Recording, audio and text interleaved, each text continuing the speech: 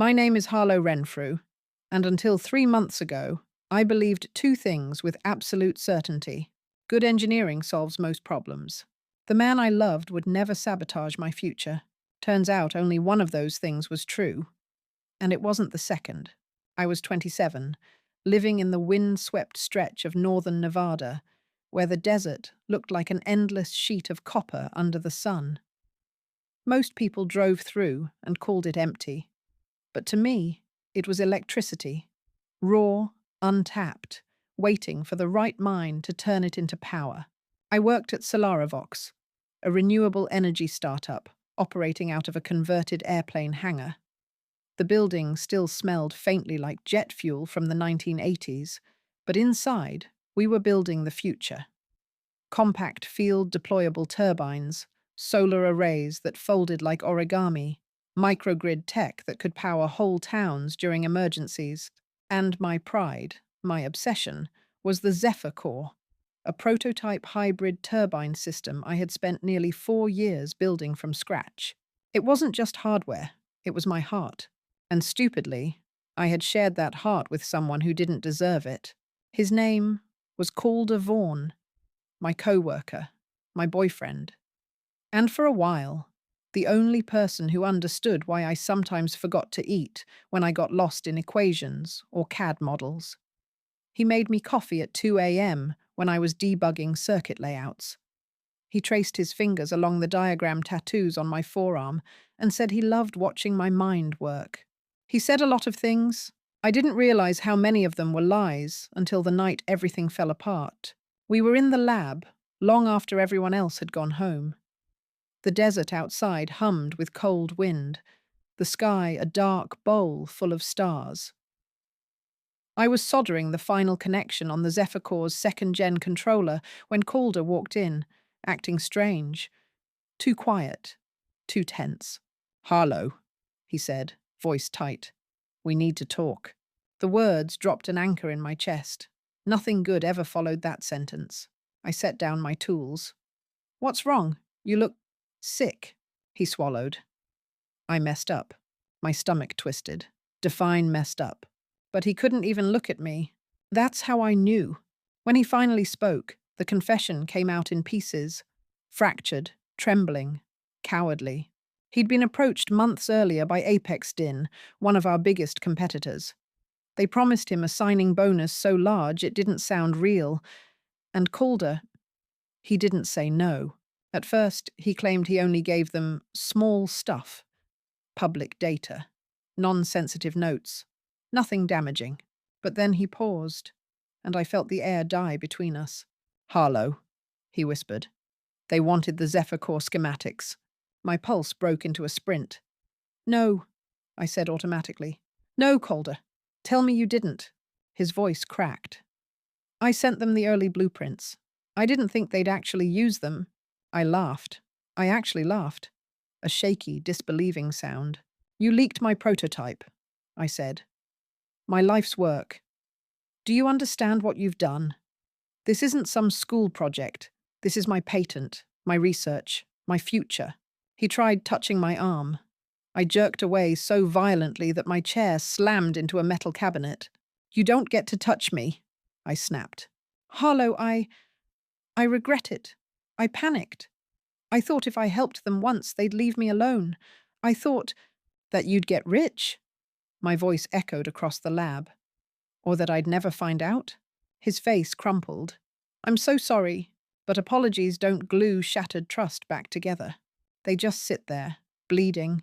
The next morning made everything worse. Apex Din held a surprise press conference, unveiling their new, original turbine prototype. I knew it instantly. Every curve of the housing, every stress point reinforcement I had fought the team to approve, every borrowed mistake I had already fixed in my newer designs. They stole my child, and Calder had handed them the keys. At Solaravox, chaos erupted. Executives panicked. Investors demanded answers. My boss, Lena, pulled me into her office, her expression a perfect blend of fury and betrayal. "Did you leak it?" she asked bluntly. "No," I said, voice steady even though my hands shook. But I know who did. Lena's lips tightened. Prove it. The humiliation blistered. I had spent years building credibility. Now I needed to defend myself from a crime I didn't commit. And the worst part? Calder didn't step forward, didn't confess, didn't save me. He sat at his workstation, pale and silent, letting me burn alone. The heartbreak, mixed with professional devastation, a cocktail of anger, grief, and disbelief so strong I felt physically ill. My chest hurt, my hands hurt, even breathing hurt. How could someone love you while planning your downfall? How could I have been so blind? For the next week, I barely slept. I kept replaying everything. Calder's lies, the stolen designs, the investors' shocked faces. My mind moved like a broken projector, looping the same scene until it drove me raw. One night, alone in the lab, I leaned over the Zephyr Core framework, my Zephyr Core, and whispered into the quiet, "I'm not done. You don't get to end like this." That was when the idea hit me. Sharp, clean, inevitable. If Apex Din wanted to steal my old work, fine. I'd build something better. Cleaner, faster, untouchable. And then I'd bury them using the one mechanism they couldn't corrupt. A public patent filing with proof of theft embedded right inside. But to pull it off, I'd need access to files Calder thought he had deleted. I'd need allies in places I didn't trust. I'd need to rebuild the Zephyr Core from scratch in record time. And I'd need to face the man who broke me, because somehow, despite everything, he still held a piece of the evidence I needed. And I wasn't sure what scared me more, seeing him again, or discovering just how deep his betrayal really went. And then, at 2:17 a.m., my lab computer pinged with a notification. A message from an unknown sender. One sentence only. "You're not the only one Apex Din stole from. We need to talk." I froze. Someone else knew. Someone else had been watching. And that meant my plan was already more dangerous than I realized. The message glowed on my screen like it was breathing. "You're not the only one Apex Din stole from. We need to talk." For 30 whole seconds, I didn't move.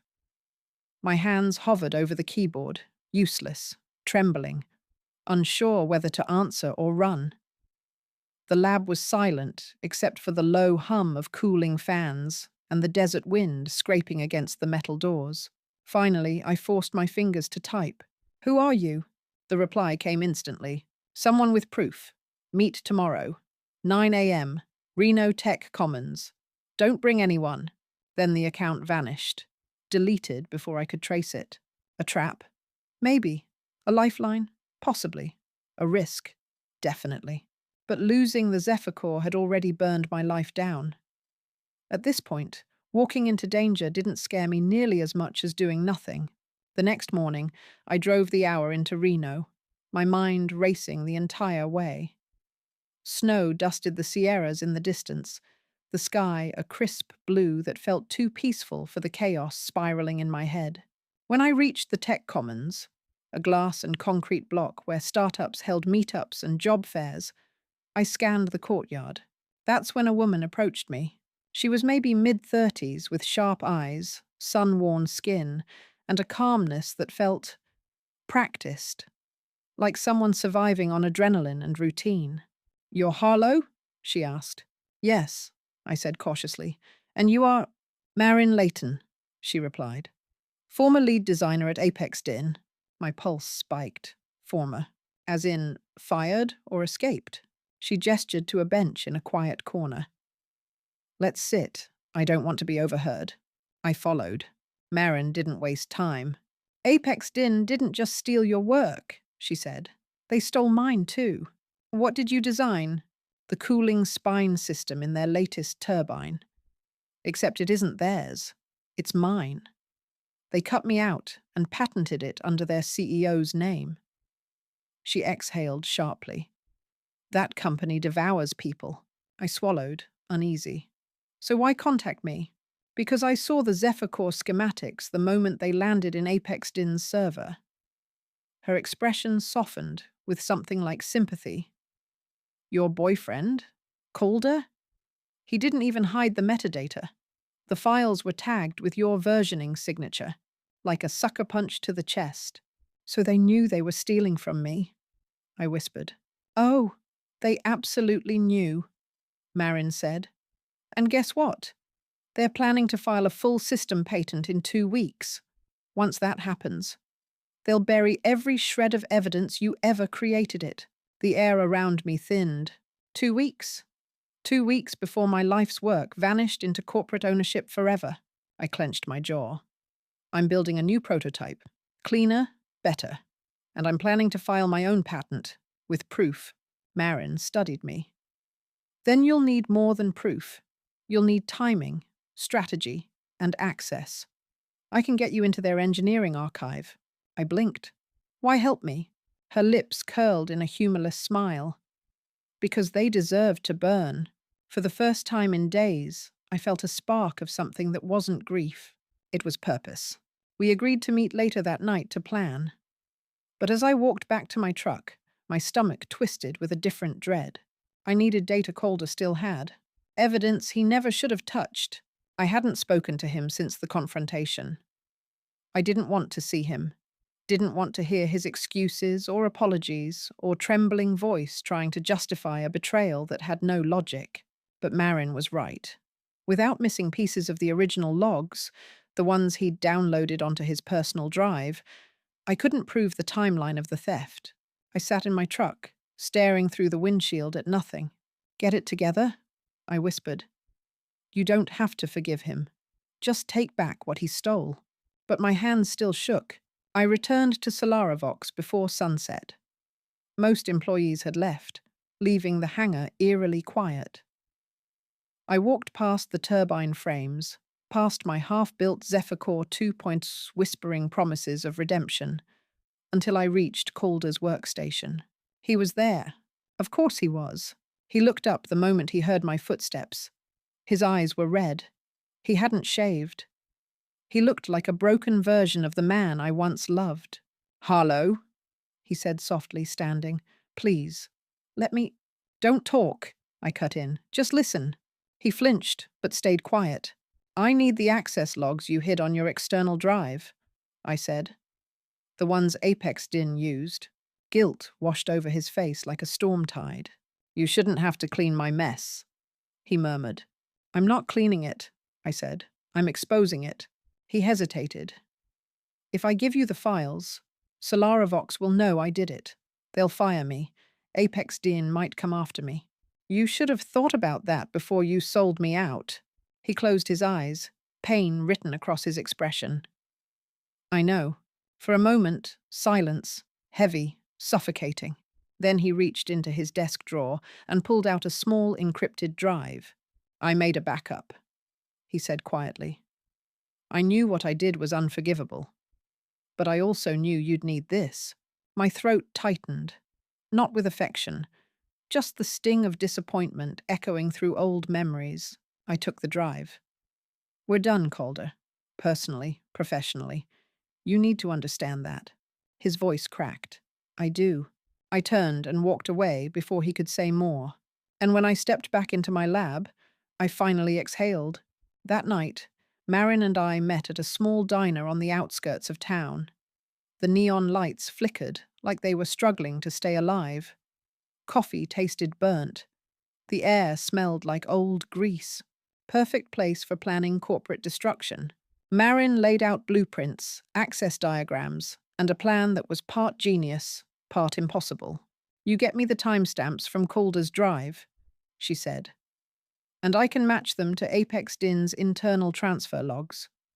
The moment those align, you'll have indisputable proof of theft. And the new Zephyr Core? I asked. That's on you, she replied. If you want your patent to land first, you have maybe 10 days. 10 days to rebuild a prototype that originally took me years. My brain felt like it was overheating. But then I looked at the sketches spread across the table, the future I had designed, the future Apex Din tried to steal. And something inside me snapped back into alignment. I'll do it, I said. Marin nodded once. Then strap in. Apex Din plays dirty. As if on cue, The diner door swung open with a sharp jingle. A man in a dark jacket walked in, paused, scanned the tables, and locked eyes directly with me. He smirked, then tapped his phone. And my own phone buzzed on the table. Unknown number. One message. A single sentence. "Stop digging, Harlow." My blood ran cold. Whoever he was, whoever sent that message, he was already here, already watching, and he wanted me to know it. The man's eyes didn't leave mine. He didn't blink, didn't hesitate, just gave me that slow, confident smirk, the kind that said he knew exactly who I was and exactly how to hurt me. Marin stiffened beside me. "Friend of yours?" she muttered. "No," I whispered. And that's the problem. The man tapped his phone again, slipped it into his jacket, and walked toward the counter like he hadn't just threatened me in the middle of a half-dead diner. I could feel Marin watching him, analyzing him, cataloguing every detail. I forced myself to breathe. "Don't react," she murmured. "If he's apexed insecurity, showing fear is the worst thing you can do." I straightened my spine even though my pulse thundered. "Let's get out of here," I said. We gathered the blueprints, shoved everything back into Marin's backpack, and slipped out through the side door. The cold Nevada night hit my face like a slap. But when we reached my truck, I stopped dead. Someone had scraped a message into the dust on the driver's side window. Stop. Just 4 letters. 4 letters that felt like a fist around my throat. Marin inhaled sharply. "They're escalating. Already?" My voice cracked. "We haven't even done anything yet." "Oh, we have," she said. "We exist. That's enough for them." I didn't argue. Not when fear had already sunk its claws into me. We split up for the night. Marin drove off toward a motel, and I headed back to Solaravox. I needed work. Focus. Something to drown out the tension choking the back of my neck. Inside the deserted hangar, blue LED strips glowed along the floor, casting long shadows across half-assembled machines. It felt like walking into a steel forest where everything watched me. I locked the door behind me. Then I pulled out the encrypted drive Calder gave me. Time to see the damage for myself. It took 20 minutes to bypass Calder's password. Not because he was clever, because he was sentimental. He used the date of our first kiss. Pathetic. When the drive finally opened, a wall of digital evidence spilled across my monitor. Transfers, metadata, timestamps, copies of my early sketches, even small notes I had sent him during late-night brainstorming sessions. All of it funneled piece by piece into an Apex DIN server. A cold wave washed through me. "This is worse than I thought," I murmured. He hadn't leaked one file. He leaked everything, including versions I never intended anyone outside Solaravox to see, including outdated flaws, including the messy drafts I used only for myself. He didn't just betray me professionally, he betrayed me intimately. He sold pieces of my mind. My throat tightened. I pressed my palms against my eyes, forcing myself not to break down. Not now. Not alone in an empty building where my tears would echo. I took 3 long breaths, sharp enough to hurt. Then I whispered, "No more crying, build." And I got to work. Hours slipped by like sand through ripped fabric. I rebuilt circuit routing, redesigned blade geometry, simulated airflow in tighter tolerances than ever before. By 3 a.m., half of Zephyrcore 2.0 glowed on my screen, a cleaner, smarter design than anything Apex DIN could steal. My exhaustion turned into adrenaline. My grief turned into precision. But then I noticed something. A missing file. One that should have been on Calder's backup. The thermal harmonics calibration sheet, the key to proving the original version's timeline, was gone, not missing. Deleted? Not by Calder. The deletion logs didn't match his pattern. Someone else had accessed his drive before he gave it to me. My blood froze. "Oh no," I breathed. "Someone inside Solaravox." Before I could finish the thought, something thudded outside the hangar. A heavy sound, like a boot hitting metal.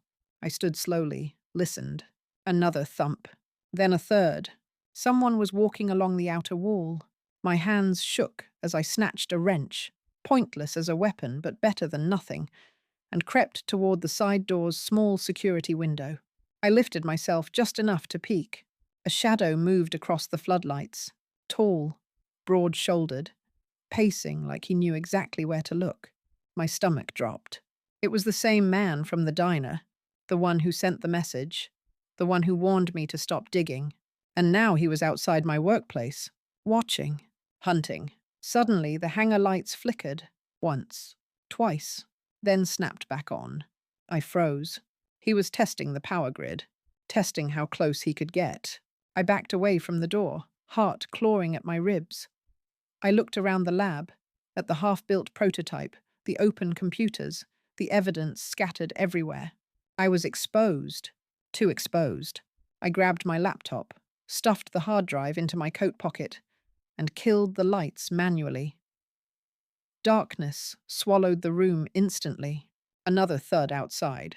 He was closer now, right outside the bay door. The metal vibrated. I held my breath. 10 seconds, 20, 30. Then, silence. A horrible, suffocating silence. I didn't move, didn't blink. And finally, after what felt like a full hour of waiting for death to speak first, a car engine started in the distance. Tires crunched on gravel. Headlights swept across the far wall, then faded. Only when everything was truly still did my legs finally give out. I slid to the floor, shaking, trying to breathe without choking on panic.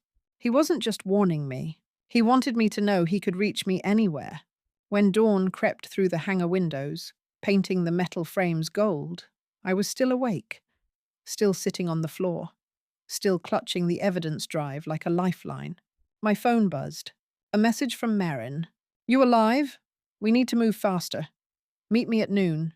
Bring everything." I stared at the words, pulse still unsteady. Move faster. The clock was burning down. Apex Din knew I was coming. Someone inside Solaravox had already erased key files, and a man who felt more like a ghost than a human was following me. But none of it mattered, because the fear was real. But so was my rage. I stood up, breathed in the cold morning air, and whispered to the empty lab, "Then let's play."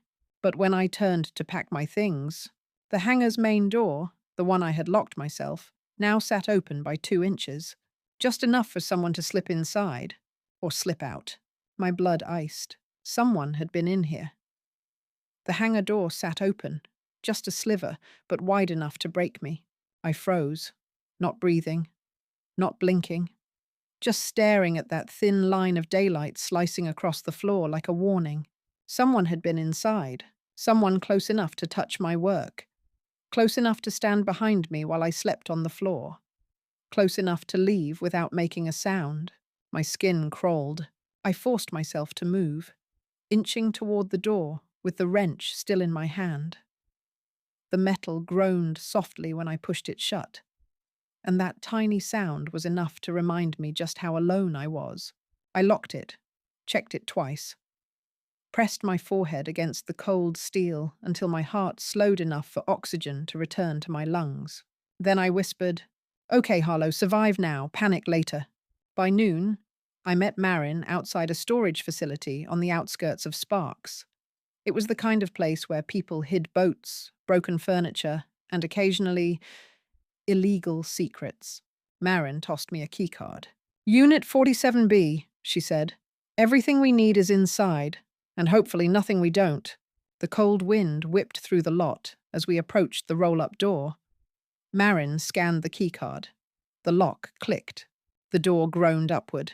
Inside was chaos, blueprints pinned to corkboards, network diagrams taped to walls, stacks of hard drives, a whiteboard filled with equations I didn't recognize. Marin stepped inside like a soldier returning to a battlefield. "This was my off-site workspace when I still worked for Apex Din," she said. "Before they decided my designs were more valuable than my employment." I shut the door behind us. "Does Apex Din know this place exists?" "Not officially." She paused. "Which means probably yes." I swallowed. She walked to a metal desk and hooked her laptop into a maze of cables. "Okay," she said. "Let's see what your ex gifted us." I handed her Calder's drive. She plugged it in. The moment the files loaded, Marin's eyebrows lifted. "Harlow, this is a gold mine." "I know." "No," she said firmly. "You don't. This isn't just evidence of theft. These logs show repeated access from multiple Apex DIN credentials, high-level ones. Your design didn't just get stolen, it got circulated. I felt my heartbeat climb. So the whole company knew. "Enough people," she said. "Enough to bury you permanently." Anger flared in my chest, white hot and sharp. But Marin wasn't done. "Look at this." She enlarged a cluster of timestamps. "Right here, 2 weeks ago, Apex DIN copied versions of your turbine newer than the ones Calder leaked." My throat closed. "That's impossible," I whispered. "I didn't share those with anyone." Marin stared at me. "Harlow," she said slowly. "Someone else inside Solaravox is feeding them updates."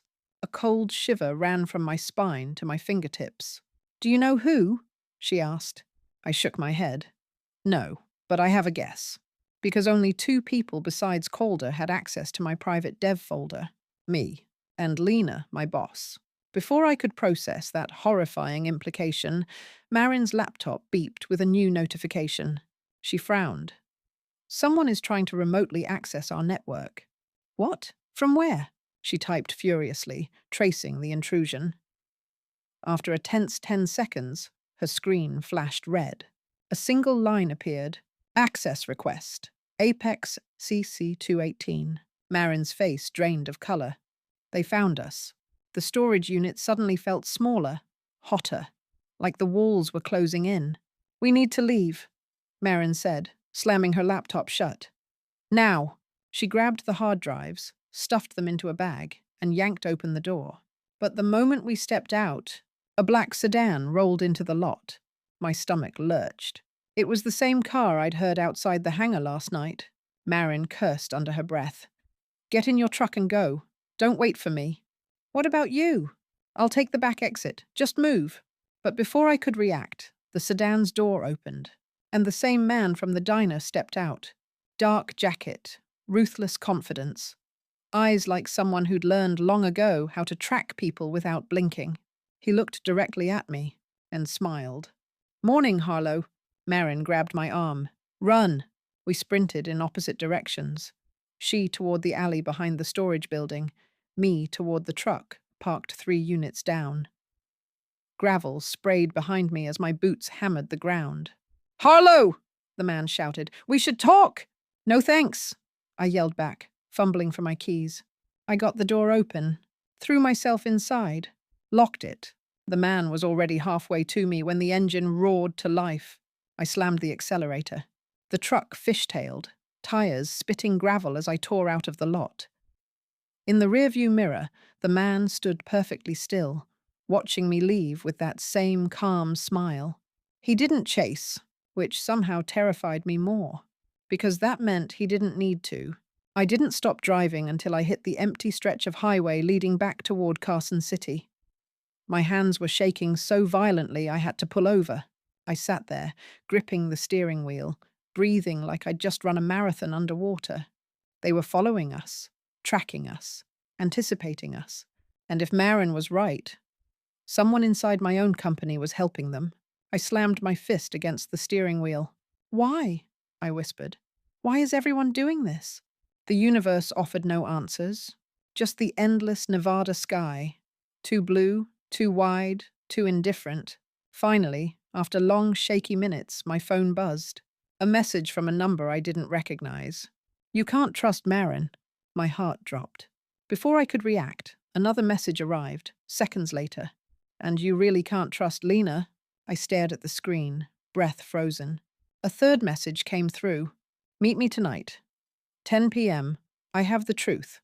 And the real reason Apex DIN wants your designs." Then a location pin appeared.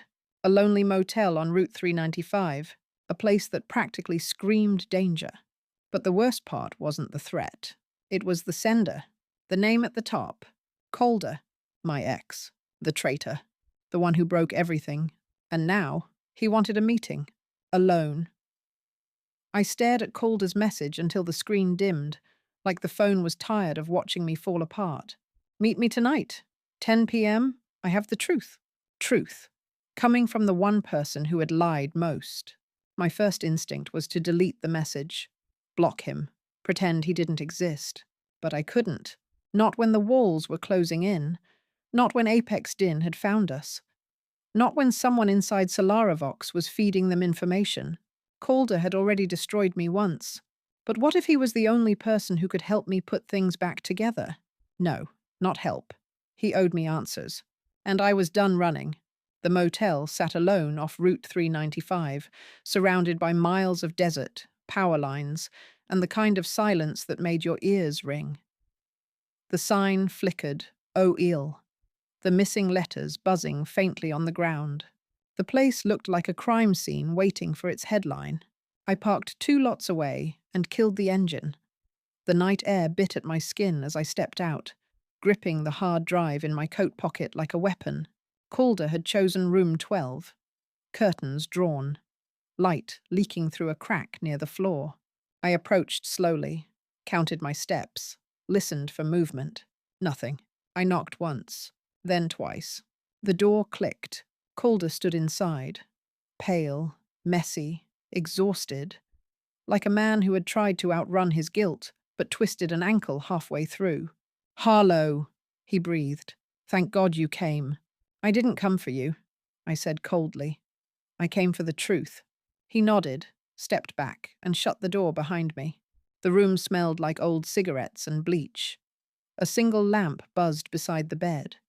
Papers sat scattered across a table, printouts, screenshots, handwritten notes. Calder ran a shaking hand through his hair. "You're in danger," he said. "Real danger." "No kidding," I snapped. "There's a man following me around Nevada like I'm a GPS checkpoint." Calder winced. "That's Victor Hale, Apex Dine's security contractor. He's ex-military. They use him for intimidation." "Great," I muttered. "So the stalker has a resume." Calder sank onto the edge of the bed. "I didn't know it would get this bad," he whispered. I thought if I leaked the early designs, they'd hire me and leave it at that. Because betrayal always comes with a guaranteed happy ending, I said sharply. He dropped his head. "No, because I was stupid and scared and greedy. All of it." I crossed my arms. "Get to the point." He looked up, eyes red. "Harlow, Apexstein doesn't just want your turbine. They want the algorithm behind it." My confusion flickered into dread. "What algorithm?" "The adaptive load distribution model," he said. "The one you wrote months ago. The one that lets the turbine autocorrect in real time without losing efficiency." My blood ran cold. "That model isn't public," I said. "I never shared it with anyone." Calder nodded slowly. "I know." I stared at him, horrified. "Calder, how did they get it?" His silence was answer enough. My stomach twisted.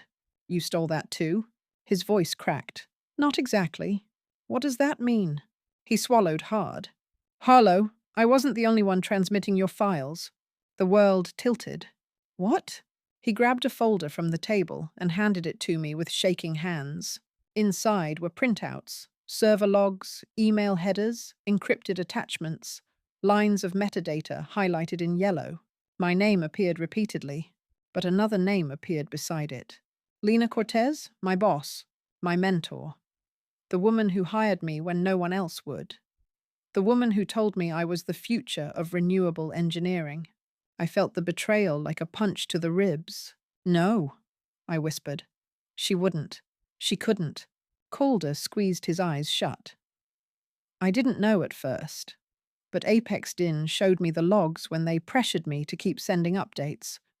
They already had half your recent progress before I ever sent anything."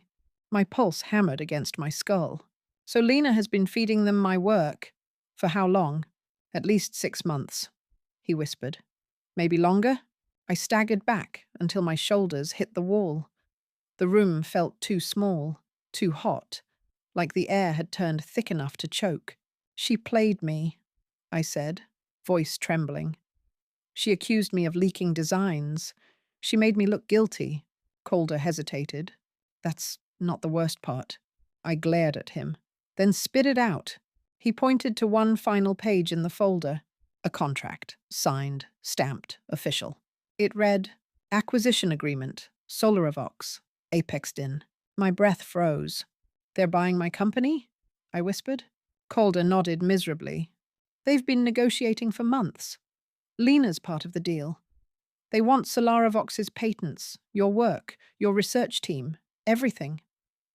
And the Zephyr Core? That's the crown jewel. They want it locked under Apex Din permanently before the acquisition finalizes. My chest caved inward. So this whole time, I said slowly, Lena wasn't just sabotaging me. She was positioning herself, Calder said.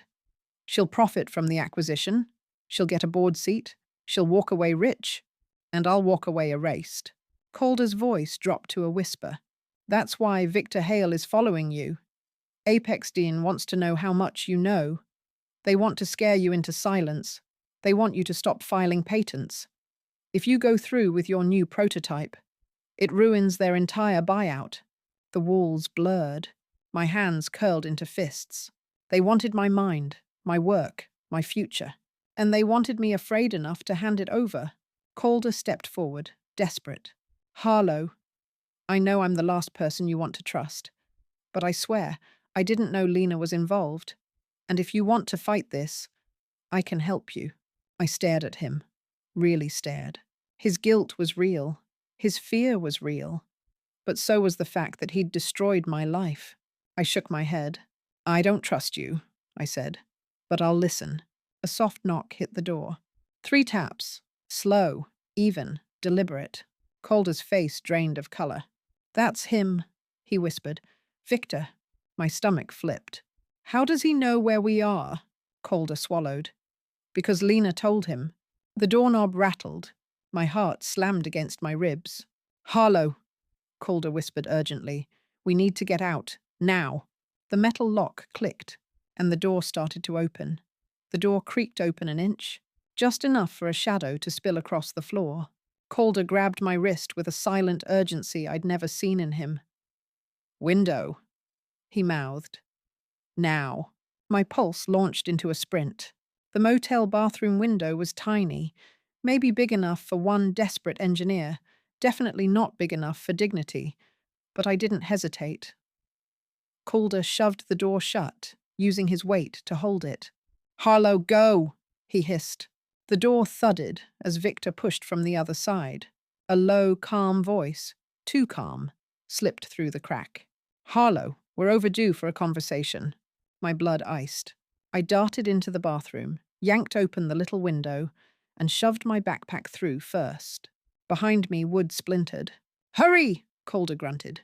I pulled myself up, twisting, scraping my shoulders against the frame. The cold air slapped my face as I tumbled out and dropped onto gravel behind the motel.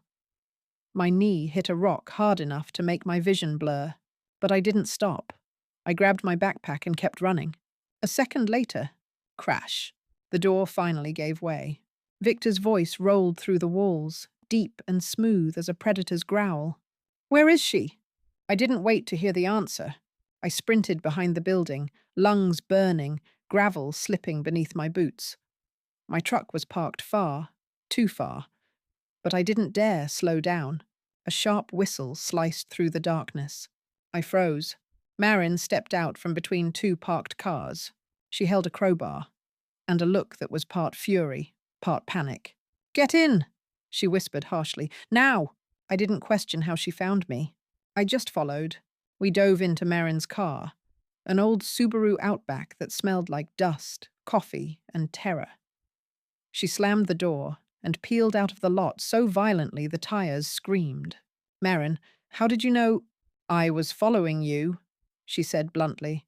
Your phone was pinging off towers in a pattern too regular. Someone was tracking you.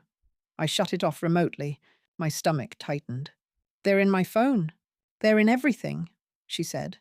Apex Din has resources Solarivox can't imagine. I slumped back, shaking. Behind us, the motel faded into the desert darkness. Did Calder make it out? I whispered. Marin's jaw tightened. I don't know. He's the one who sent you those warnings? I nodded. She cursed under her breath. That idiot. Idiot or not?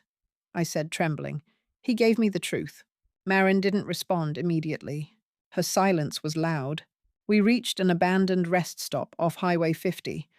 Just a broken picnic table and a cracked vending machine. Marin cut the headlights and let the engine idle. Harlow, she said softly, tell me everything Calder told you. I relayed the entire motel conversation. Lena's betrayal, the acquisition deal. Apex Den's true target. Not the turbine, but the adaptive load distribution model. With each sentence, Marin's eyes darkened. When I finished, she leaned back, exhaling hard. That algorithm? Of course that's what they want. It's not even finished, I said. It's still buggy. It doesn't matter, she replied. If they perfect it first, they'll dominate the entire microgrid market. Billions in contracts, federal partnerships, military applications. I blinked. Military? She nodded grimly. Adaptive power routing isn't just for civilian grids. The Pentagon wants mobile microgrid systems that can handle remote deployments. Whoever controls that tech controls the future of energy resilience. A chill ran across my skin. So Apex DIN doesn't just want my invention, I said. They want control. Yes, she paused. And they'll do anything to get it. My throat tightened. Why didn't you tell me this earlier? Marin stared at the dark highway. Because I didn't want to scare you away before you were ready to fight. I didn't know whether to thank her or scream. The wind whistled through the broken rest stop roof. A lonely feeling settled over us, like the desert itself was holding its breath. I hugged my knees, trying to steady my breathing. What do we do? I whispered. Marin didn't answer right away. She opened her backpack and pulled out two things. A burner phone, a flash drive with a red sticker. She handed me the drive. This, she said, is a complete map of Apex DIN's secure archive. Access points, guard schedules, remote servers, hidden directories. I stared at it. Why do you have this? She met my eyes. Because I stole it before they fired me. I swallowed. And the phone? It's clean. No GPS, no backdoors, no tracking. Use it for anything related to your prototype. I turned it over in my hand. But why give all this to me? Marin's voice softened. Because you're the only one who can finish the turbine. And because if Apex DIN acquires Solarivox, you'll lose everything unless we stop them first. My breath hitched. So what's our plan? Marin leaned forward. We publish everything. I blinked. Everything? Your new turbine, your algorithm, their theft, Lena's involvement, the acquisition documents, Victor's intimidation, the whole thing. We create an evidence bomb and upload it to public patent logs, renewable energy watchdogs, tech auditors, investigative journalists. Everyone. My pulse skipped. If we expose all of it, she continued, Apex DIN can't buy Solarivox quietly. They can't bury your work. They can't silence you. It'll destroy them, I whispered. No, she corrected. It'll expose them. What destroys them will be their own actions. Something hot and electric rose in my chest. Hope, anger, both sharpened into resolve. But first, Marin added, you need to finish Zephyrcore 2.0. 10 days, I murmured. Less now, she said. Probably 8. Exhaustion crashed into me like a wave, but underneath it, a fire lit. 8 days. 8 days to save my life's work.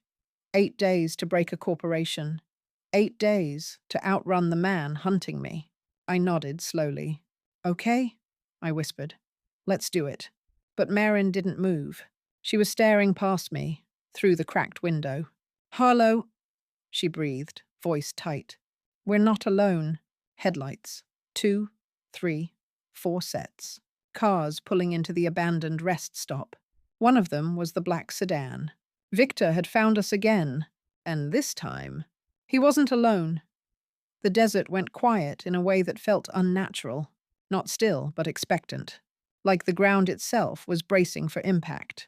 4 sets of headlights rolled into the abandoned rest stop, dust rising behind them like ghostly smoke. Marin killed the engine completely. "Harlow," she whispered. "Don't move. Don't even breathe loud." I sank lower in my seat. Victor's black sedan stopped first. 2 other cars boxed us in from the side. The 4th parked directly behind us, cutting off the exit. We were trapped. Marin's fingers tightened around the steering wheel. "They didn't find us by accident," she muttered. "Someone is still feeding them your location, even without your phone." My stomach twisted. "Lena?" I whispered. Marin shook her head slowly. "Maybe. Or someone else. Solaravox is bigger than you think, and corruption spreads like mold." I didn't get a chance to respond. A car door slammed outside, then another. Boots crunched on gravel, measured and deliberate. The kind of rhythm you only heard from people who knew how to hunt. Victor stepped into view under the flickering street lamp. He looked like a man who had never rushed for anything in his life, because the world always rushed to get out of his way. "Harlow Renfrew," he called out calmly. "Come out. No one has to get hurt." Marin muttered. "He loves that line. He used it on me once." I blinked. "Wait, what?" But before she could answer, Victor continued. "I know you're scared. I get it. You're in over your head. But all you need to do is cooperate. Let's talk." His voice was smooth, almost warm, almost convincing, but my hands were shaking violently. He stepped closer. "I'm not here to harm you. I just want to stop this spiral before someone does something reckless." Marin snorted under her breath. Translation: "They want your work, your silence, or your body. Preferably all 3. I swallowed hard. "What do we do?" Marin pressed her lips together. "We stall." "How?" "Like this." She rolled down her window. Victor's eyebrows lifted slightly as she leaned out. "Hey, Hale!" she shouted. "Come 1 step closer, and I'm ramming this Subaru straight into your pretty sedan." Victor smiled like she had just told him a bedtime story. Then he said, "Marin, I was wondering when you'd pop up." She muttered, "Of course he knows my car. I should have stolen a different one." He took another step forward. She rolled the window back up. "Okay," she whispered. "This isn't working. We need plan B." "Which is?" I asked. Marin's eyes flicked to the rearview mirror. Behind us, one of the men was approaching with something in his hand. A device, metal, with blinking blue lights. "EMP disruptor," Marin breathed. "They're going to kill the car. Before we can drive?" I gasped. "Yes. Then we need Plan C." "Unfortunately," she said, "Plan C really sucks." "What is it?" "We run." Everything exploded into motion. Marin grabbed her backpack and shoved a small device into my hands, a black rectangle with a switch. "What's this?" I whispered. "A pulse flare. It buys us 5 seconds. Maybe less. Don't drop it." The footsteps outside grew louder. "Harlow." Marin's voice lowered. "When I say go, we bail out the passenger side, run toward the drainage culvert behind the rest stop, and disappear into the wash. And then pray." My throat tightened. "Okay." Marin counted under her breath. 3. Outside, Victor's men closed in. 2. The EMP device buzzed to life. 1. Go! She threw open the passenger door and shoved me out first. I stumbled into the cold night air. Marin flicked the switch on the pulse flare and hurled it at the ground. A blinding flash detonated. White, silent, overwhelming. A shockwave rippled through the air, making the headlights flicker and the men shout in confusion. Marin grabbed my arm. "Run!" We sprinted across the lot, boots slipping on gravel. Shouts erupted behind us. "Stop! Move in!" "There, by the culvert." Victor's voice boomed above them. "Don't lose her." We reached the edge of the concrete drainage culvert, a drop of 6 feet. Marin didn't hesitate. She jumped, landing in the dry wash with a grunt. I followed, pain shooting up my legs. "Go left," she whispered urgently. "Stay low." We crouched and ran, hidden by the concrete walls. For a moment it worked, until flashlights sliced across the wash behind us. "They're in the culvert!" a man shouted. Marin cursed violently. We pushed deeper into the wash, following its winding path. The night was freezing, every breath sharp. My legs burned, but adrenaline pushed me forward. For a moment, we gained distance. And then Victor dropped into the wash behind us. He didn't run, he just walked, confident, unhurried, like he knew exactly how this would end. "Harlow," he called. "You're only making this worse for yourself." My lungs felt like they were collapsing. Marin grabbed my wrist. "This way!" We veered right, climbing up a slanted concrete wall toward a cluster of desert brush. The incline was steep. Too steep. My boots kept slipping. "Harlow, don't stop!" Marin shouted. But then a spotlight hit us. Bright, merciless. The beam locked onto my back. "Harlow Renfrew!" Victor shouted. "Stop!" Marin yanked me upward with everything she had. For a terrifying second, I thought I wouldn't make it. Then a loud bang echoed behind us. A gunshot. The bullet slammed into the concrete inches from my feet. Marin's scream tore through the night. "Go!" We scrambled over the top of the incline and rolled into the thick sagebrush on the other side. I clawed at the dirt, lungs burning, ears ringing. We didn't stop running, not when the shouts grew louder, not when more flashlights appeared, not when another gunshot cracked through the night. Only when we reached a narrow ravine, hidden from the road and thick with brush, did Marin collapse behind a boulder.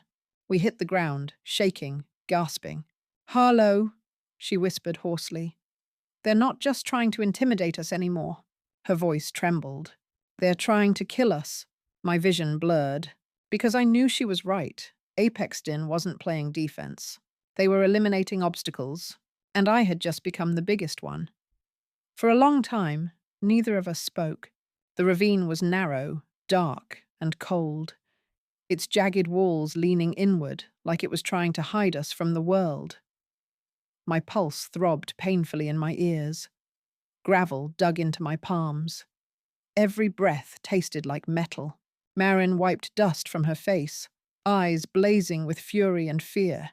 "Gunshots," she whispered. "They escalated to gunshots?" I swallowed hard. "They weren't warning shots." "No," she said. "They were aiming to disable you. Or worse." The night wind scraped through the sagebrush above us. Distant voices echoed. Victor's men searching the wash with flashlights, fanning out like wolves. Marin leaned in close. "We need to move. They'll sweep this area in minutes." My legs trembled as I pushed myself up. "Where do we go?" She took a breath, like she was dreading the answer. "Somewhere they'd never expect." "Where?" She hesitated. Then, "To Lena." Ice shot through me. "No," I said instantly. "No way. She helped Apex Din. She sold my work. She knows more than she let on." Marin cut in quietly. "If Apex Din is going this far, then Lena is hiding something. Something big. And if we don't get ahead of her, she'll lock us out of every trace we need." My chest tightened. "Marin, she betrayed me." "I know." Her voice softened. "But right now, so did Calder, and we still used his information." It wasn't comfort, it was the truth. And the worst part, she was right. We crawled deeper into the ravine, following its winding shape until the searchlights faded behind us. Only then did Marin pull out her burner phone and switch on a dim red light mode. "I parked a second car nearby," she whispered. "Hidden in the dry creek bed. They won't find it unless they trip over it." "Why didn't we take it earlier?" "Because I was hoping we wouldn't need it," she said bluntly. "Fair enough." We hiked in silence for 10 minutes until we reached a camouflaged tarp half buried under branches. Marin peeled it back, revealing a dusty silver Jeep Wrangler. "You have 2 cars," I breathed. "I have habits," Marin said. She unlocked the doors, and we climbed inside. The Jeep sputtered before starting, loud in the night, but at that point, stealth was a luxury we no longer had. Marin turned north. "Where does Lena live?" she asked. I hesitated. "She has a house near Spanish Springs." "Big place? Modern? Isolated?" Isolated is good, Marin said. Less chance Victor gets to her first. I frowned. Why would Victor go to her? Marin gave me a look. Because if Lena has information Apex Din doesn't want public, Victor will shut her down just as quickly as he's trying to shut you down. My stomach twisted. So she's in danger too. Everyone involved is, Marin said. That's what makes corporate espionage so fun. Her sarcasm didn't ease the nausea curling inside me. We drove, headlights off, guided by the moon and Marin's questionable bravery. The desert blurred past. Brush, rocks, power lines, the skeleton silhouettes of distant mountains. Every so often, Marin checked the mirror. Do you think they're still on us? I whispered. I think, she replied, that they won't stop until they get what they want. And what exactly do they want? She exhaled slowly. You. We reached Spanish Springs around 1 a.m. The neighborhood was quiet. Large designer homes spaced far apart, each with wide driveways and manicured gardens pretending they weren't built on desert rock. Lena's house sat at the end of a cul-de-sac. Tall, sharp, glass and steel like a corporate cathedral. Marin parked 2 houses away. Remember, she said softly, she's desperate, and desperate people make unpredictable choices. I nodded, clutching the burner phone and evidence drive like they were oxygen. We approached Lena's house on foot. Lights were off, curtains drawn. The only sound was the hiss of wind through metal fencing. Then, a faint glow appeared behind the frosted glass of the front door. Lena was awake. Marin knocked 3 times, soft but steady. For several seconds, nothing happened. Then a lock clicked. The door opened a crack. Lena's face appeared in the gap, tired, tense. The professional polish cracked around the edges. When she saw me, her expression froze. Harlow, she whispered, you shouldn't be here. No, I said quietly. But we need to talk. She scanned the street behind us, paranoid, frantic. Are they following you? Yes, Marin said bluntly, and they'll be here soon. If you value your life even slightly, let us in. Lena hesitated only a second. Then she unlocked the door fully. Get inside, quickly. The door shut behind us with a soft but final click. Inside, Lena's home looked nothing like her office at Solaravox. It was warm, bookshelves full, art on every wall, blankets draped across chairs. Human, lived in. But Lena herself, her hands shook. She paced immediately. I knew something was off when Calder was suddenly gone from the staff logs, she muttered. Then I saw Apex Din news alerts, and Victor's name came up in a private memo. I stepped forward, heart pounding. Lena, why did you leak my work? She froze, turned, and in her eyes, I didn't see malice. I saw fear. I didn't leak it to Apex Din, she said quietly. I leaked it to the Department of Energy. My breath caught. What? Lena swallowed hard. Harlow. The government has been monitoring Apex Din for over a year. They suspected illegal data acquisition, but no one could prove it. Your turbine was supposed to be the decoy, a controlled leak to track Apex Din's theft patterns. My world spun. You used my work as bait? Yes. And I should have told you. But I was under a federal non-disclosure order. They needed secrecy. They needed authenticity. They needed something Apex Din couldn't resist stealing. Marin's jaw dropped. You were the mole? She whispered. Lena nodded shakily. I was working with a DOE counterintelligence unit. Their goal was to expose Apex Din's entire black market acquisition chain. I felt sick. You used me, I croaked. You used my life. Lena's eyes glistened. And I'm sorry. I thought I could control how much they took. But Apex Din moved faster than expected. They bypassed the decoys. They targeted the real thing, your algorithm. I tried to slow the process. That's why I made the acquisition deal drag out. My throat closed. So Solaravox isn't being bought? No, she whispered. That's what I wanted them to believe. Marin sucked in a breath. But Victor doesn't know, Lena said. He doesn't know Apex Din was being investigated. And he doesn't know the DOE never approved escalation. A cold realization slid through my spine. Wait, I said slowly. If Apex Dine wasn't supposed to escalate, then who authorized the gunfire? The chase? Lena shook her head. They're acting off book. Meaning? Lena exhaled shakily. Meaning someone inside Apex Din wants you silenced before the investigation goes public. My heart pounded like a warning drum. Who? I whispered. Lena's voice dropped to a whisper. The same person who hired Victor. I leaned closer. And who is that? Her lips parted. And the name she spoke was someone I never expected. Someone I thought had already ruined my life once. Someone I didn't realize was far more dangerous the second time around. Her voice trembled as she said it. Calder. Everything in me stopped. My breath, my thoughts, my heartbeat. Just stopped. Because the betrayal I thought I understood hadn't even begun. For a moment, the world didn't move. Not the walls, not the air, not even Lena. Just the sound of her voice echoing through my bones. Calder, my ex, my betrayer. The man who had looked me in the eyes and pretended to be sorry.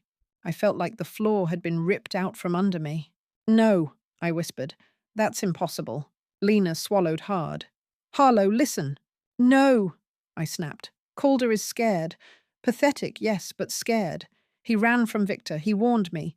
Marin watched me carefully. Harlow, people warn you for all kinds of reasons. But I shook my head violently. He was terrified. Lena hesitated. Then she spoke the sentence that cracked everything open. Of being caught, she said softly. Not of protecting you. A cold wave swept through my chest. Marin's eyes widened. You're saying Calder and Victor are working together?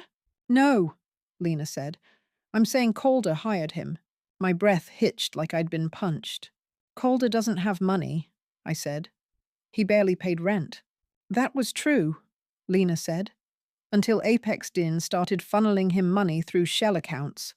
Enough to buy silence, enough to buy protection, enough to buy a fixer like Victor. I stared at her, stunned. He told me they pressured him. They didn't pressure him, Harlow. They paid him. Lena's voice broke. He wasn't blackmailed into leaking your files. He was contracted to. The room began to tilt. And now, Lena continued, someone inside Apex Din is cleaning house before the DOE's investigation goes public. Calder wants you erased before the trail leads back to him. My chest tightened painfully. Calder, the man who kissed me at sunrise outside the lab. Calder, the man who brought me coffee during all-nighters. Calder, the man whose betrayal I thought I understood. No, I didn't understand anything. This wasn't heartbreak. This was premeditated. Cold, strategic, paid for.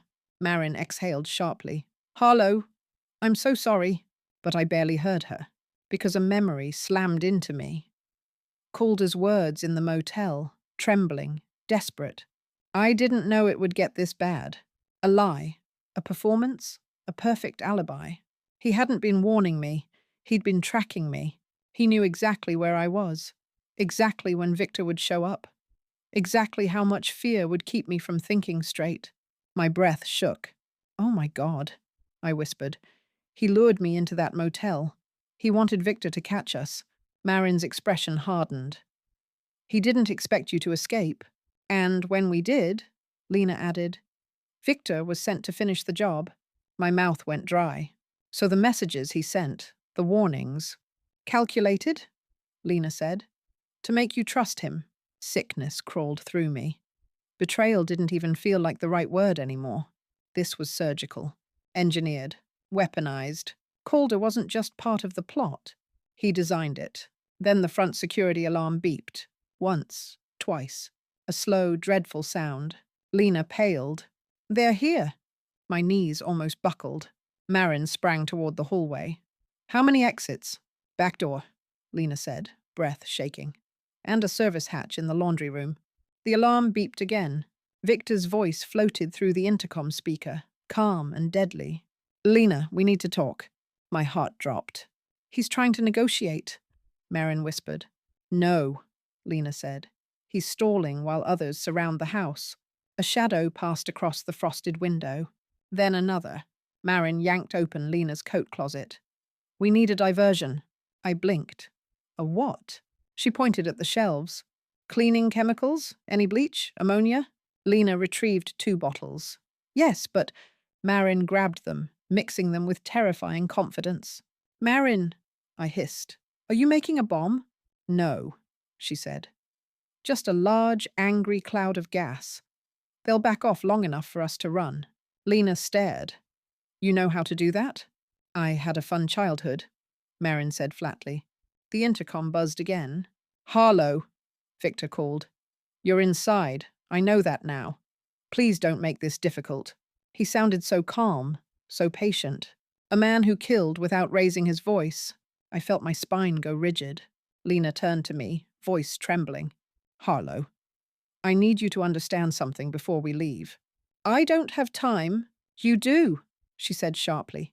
Calder didn't just steal your work to sell it. My blood chilled. He stole it, she whispered.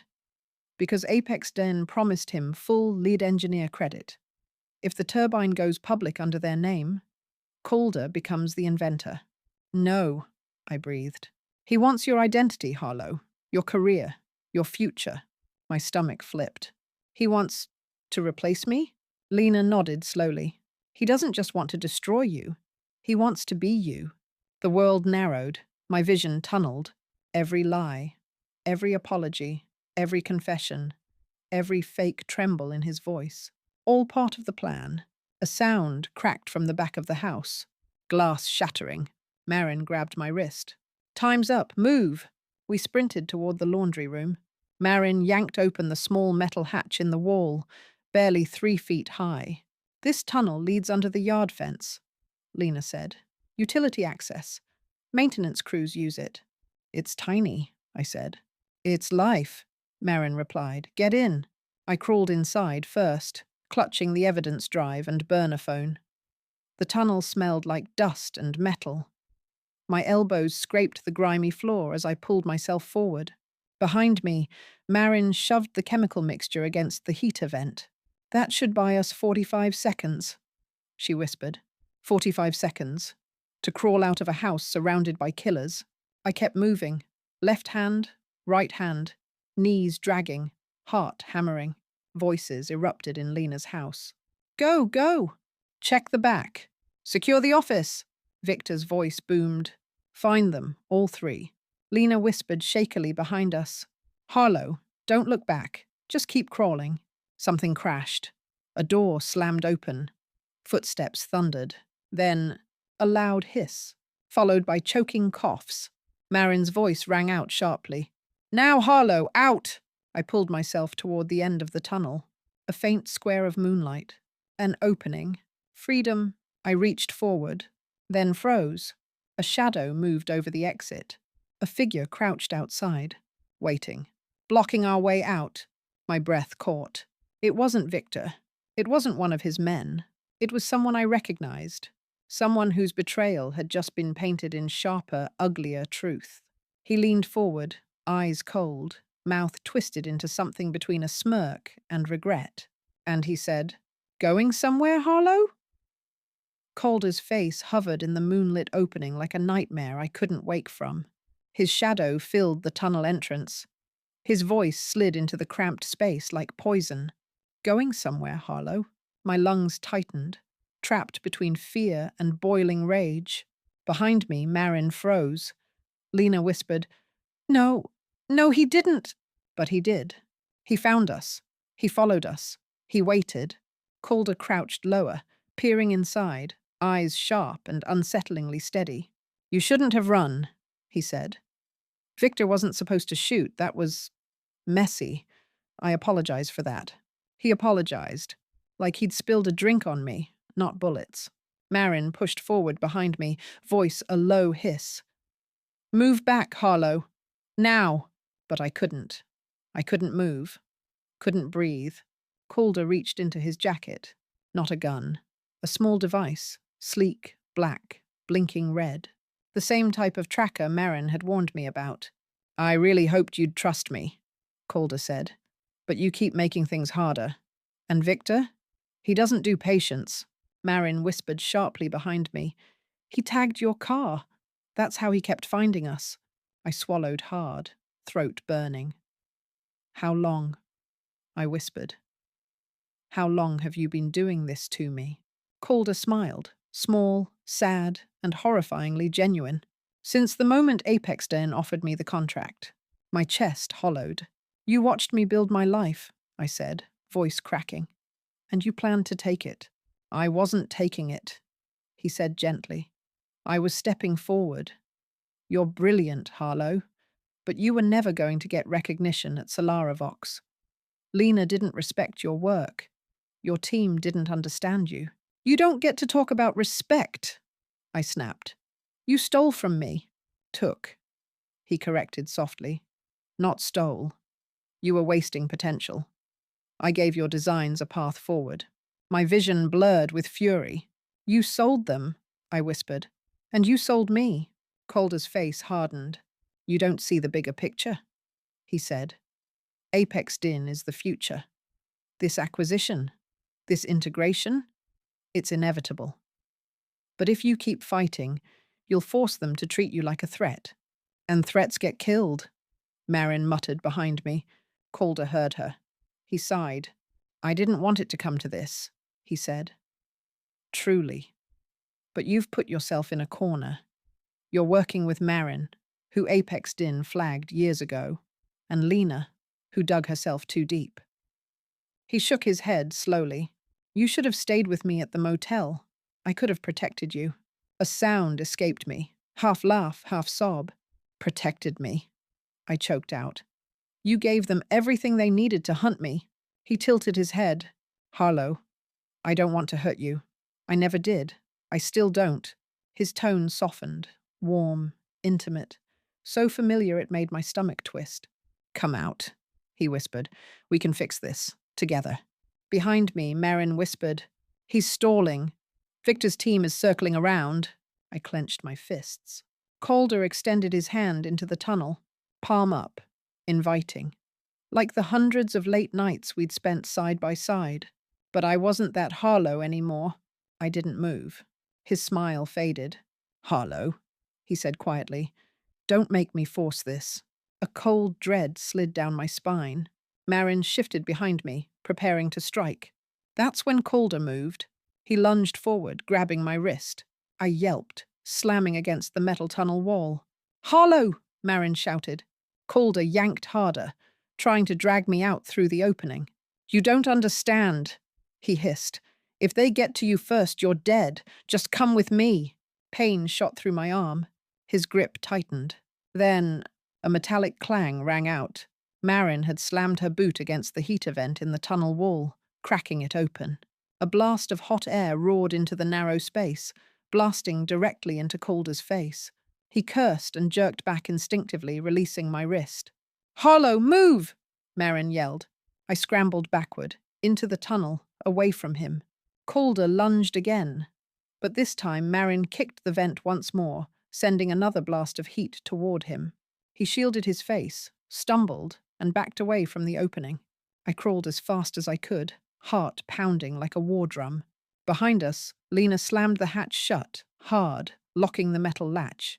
A second later, bam, Calder hit it from the outside. Harlow, he screamed, open it!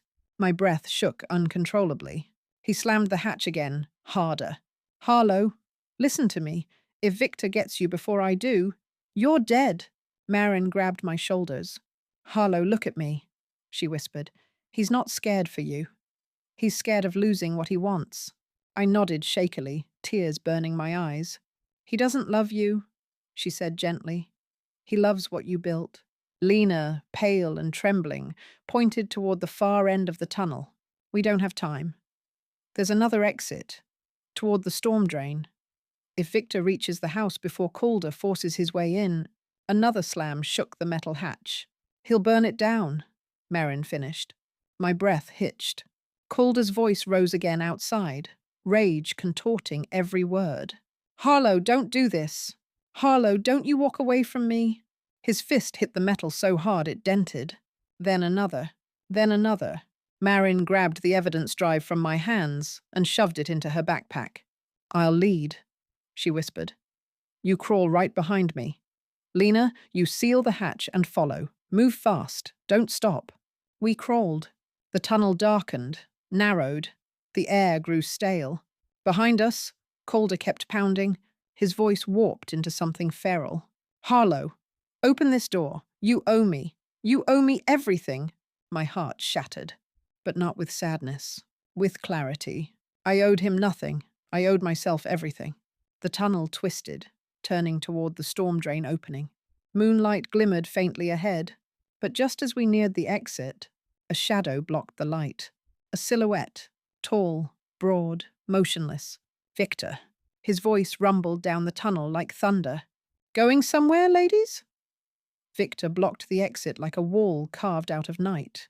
Broad shoulders, unmoving stance, eyes glinting with a cold, quiet certainty. Behind me, the tunnel was trembling. Calder still pounding on the sealed hatch, screaming my name like a threat, like a claim. In front of me, the man hired to eliminate me stood with the patience of a hunter, waiting for his prey to stop struggling. For one terrifying moment, I wondered if this was where my story ended. Not with justice, not with revenge, but suffocating in a metal tunnel between two men who had decided my future for me. Then Marin's whisper reached my ear. "Harlow, on my signal, left." "What?" "Left, trust me." Her voice didn't shake, so I nodded. Victor crouched slightly, studying us like chess pieces. "You've run far enough," he said calmly. "Apexstein wants this finished. Don't make me drag you out," Marin muttered. "Over my dead body." "That," Victor replied, "was the expectation." He stepped into the tunnel. Marin tensed behind me. "3." Her voice was barely air. Victor reached forward. "2." He lunged. "1." Marin grabbed the heater pipe, bolted along the tunnel wall, and ripped. Metal screeched, sparks snapping as the pipe came loose, releasing a blast of scalding steam directly into Victor's face. He roared, staggering backward. "Go!" Marin shoved me hard. I scrambled past his thrown-off balance, bursting out into the open storm drain. Lena climbed out behind us, coughing, eyes watering. Victor wiped steam from his face, recovering fast, too fast. He wasn't stopping. He came for us again. Marin grabbed my arm. "Harlow, run!" We sprinted along the edge of the wash, sagebrush whipping our legs, gravel sliding under our boots. The wind howled around us, freezing and sharp. Behind us, Victor's footsteps thundered like an avalanche. "Harlow!" he roared. "Stop!" But I kept running. For the first time in days, for the first time since this nightmare began, I wasn't running away. I was running towards something. The evidence drive in Marin's backpack. The burner phone safe in my pocket. The truth. Raw, ugly, undeniable. Finally piecing together. Ahead, the wash narrowed into a culvert leading to the open desert. Marin pointed. "There, get through." We dove into the culvert. Victor lunged after us, but he was too big, too broad. He slammed into the concrete rim shoulder first. "Blocked." He snarled. "You can't hide forever." Marin yelled back. "We don't need forever, just 8 days." We vanished into the darkness beyond the culvert. Victor's voice echoed behind us, swallowed by wind and stone. We didn't stop moving until we reached an industrial yard on the outskirts of Reno. Rusted power boxes, old transformers, chain-link fences rattling in the cold. Finally, we collapsed behind a shipping container, gasping for air. Lena hunched over, trembling. Marin pressed her hands to her knees. And me? I just stared at my shaking palms. Everything hurt. Everything burned. But I was alive. Marin tugged the evidence drive from her backpack and pressed it into my hand. "Harlow, we have one shot at this." I nodded slowly. "We upload everything," I said. "We expose every lie, every theft, every threat." "Exactly." Her voice steadied. "We flood the DOE, the press, the patent office, every oversight body in the country. A data dump so huge Apex Din can't bury it. And Calder? Lena whispered. My chest tightened, but not from heartbreak, from clarity. He wanted to replace me, I said. He wanted my designs, my career. He wanted my life. Marin watched me closely. And what do you want? I swallowed the shake in my voice. I want my identity back. And I wanted justice. No revenge. Not emotional, not petty, not impulsive. Calculated. The same way they planned to destroy me. I stood. We need a secure network node, I said. Somewhere Apex Din can't intercept. Lena glanced toward the industrial buildings behind us. There's an emergency communications hub 5 minutes away, she said. Fiber line, government encrypted. They use it during wildfires. Marin raised an eyebrow. You can access that. I'm the one who approved the installation, Lena said grimly. Yes. We exchanged a look. A long one. A dangerous one. Then we moved. The communications hub was a squat concrete building tucked behind chain-link fencing. Lena keyed us in through a locked maintenance door. Inside, the air hummed with power. Racks of servers glowed blue. Cables coiled across the floor like steel veins. This was it. The last vulnerable, fragile moment before everything changed. I plugged in the burner phone. Marin connected the evidence drive. Lena opened the encrypted uplink. Ready? She asked. I took a breath that tasted like electricity. Yes. Marin squeezed my shoulder. Do it. I pressed upload. And the world shifted. Files poured into federal servers. Blueprints, leaked emails, payment records, shell accounts, contract drafts, internal theft logs, the acquisition plan, the algorithm models, evidence of Victor's involvement, audio Marin captured of his threats, and Calder's metadata fingerprints on every stolen revision. It was everything. Apex Din couldn't silence this, couldn't contain it, couldn't spin it. They'd built their empire on stolen genius, and now the foundation was dissolving beneath them. When the final file finished, the hub chimed softly. Done. Irreversible. Public. Lena checked the feed. The DOE flagged it instantly. They're dispatching investigators within the hour. Marin grinned fiercely. Apex Din just stepped on a landmine. My shoulders slumped with relief. Exhaustion. A tidal wave of everything I'd been holding back. But the victory was interrupted. A distant siren, movement outside, voices approaching. Marin peeked out the window. Her face tensed. Someone's coming. Victor? I breathed. I don't think so, she said. These guys look government. Lena exhaled shakily. Do counterintelligence. They must have tracked the upload. They're here to secure you. For the first time in days, my body didn't tense. It relaxed. Doe agents entered the hub cautiously, then lowered their weapons when Lena identified herself. One of them, stern, steady, no nonsense, looked directly at me. Harlow Renfrew? Yes, I said. You're safe now, he said. We've intercepted Apex Din's team. Victor Hale is in custody. I swallowed hard. And Calder, I whispered. The agent's expression didn't soften. We have a warrant. He won't escape this. The words hit me harder than any gunshot. Not because I wanted revenge, but because justice finally felt real. The agent extended a hand. Your evidence will dismantle Apex Din's entire operation. And your turbine? Your algorithm? The patent office received your filing 5 minutes ago. It's yours. Legally, publicly, permanently. My chest cracked open. Relief, pure and dizzying, washed through me. Marin squeezed my shoulder. Lena closed her eyes in exhausted gratitude. And me? For the first time since Calder had betrayed me, since Apex Din stole my work, since Victor hunted me through the desert, I could breathe. Weeks later, standing before cameras at a national energy summit, I finally said the words that turned survival into something bigger. My name is Harlow Renfrew. I built the Zephyr Core.